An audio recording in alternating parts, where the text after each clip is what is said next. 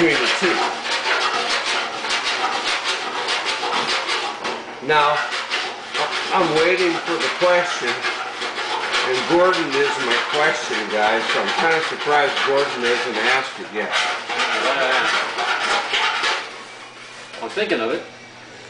Why not just go get a big old grinder and just grind the damn thing flat? Grind it flat. Why not? You won't get it flat.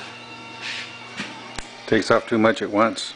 What does a grinder do to the panel, too? Heat it up. You're gonna grind the panel. It gets warm, changes, you know, it'll change things. So the grinder we have, you can. It's also an incredible health risk. On the lead. So if you're gonna grind this stuff, respirator and ventilation. So I think a lot of the old bodymen didn't have kids, and now they know why. Did you their testicles were like 80 pounds each. Did you use some steel wool here somewhere I didn't see? No, I normally use steel wool when I put my, when I clean my, when I tin it, is what I normally use steel wool for, but ragworks. Oh, and you would dip the steel wool in lacquer thinner or something? No, Clean it first? no. Once I'd stroked that panel and got tin all over, you know, got solder in spots, then I'd take 4-aught, that's why the coarse won't work. 4-aught then, and just, you know, rub it all over to tin it. Why won't coarse work?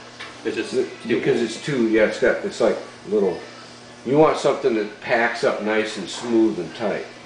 But the rag is the same thing?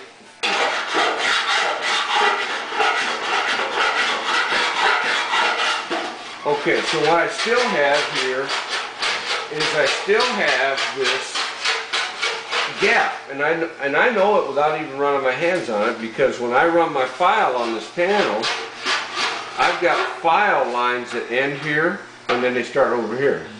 So it's a long flat file. I have a file in my box that's adjustable, so you can adjust it to a curve and file. But really for this, as long as you have a good feel for it, you don't need a curved file. You know, body guys worked with the flat files for many, many years before that curved file ever was invented.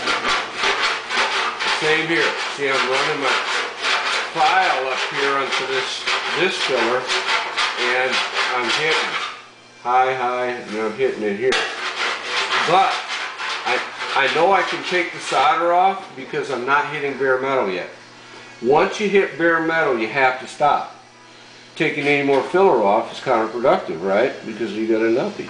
At that point in time, you can gently hammer and dolly it. Because the metal, as long as the solder, you're not too aggressive with it, the solder is going to follow the tin.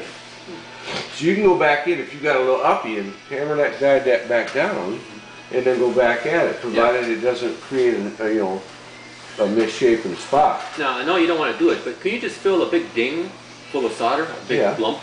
Much thicker there than it is around the outside? And that's like I said, we did hail damage one time in an old car where we worked the stress in the center of the roof, put a piece of pipe up underneath it, and then hammered the material down into the pipe to tension the roof, and then we filled that dent with solder, and then it was fine. So you do want to do it sometimes? So, but that's not, I mean, that's like production work.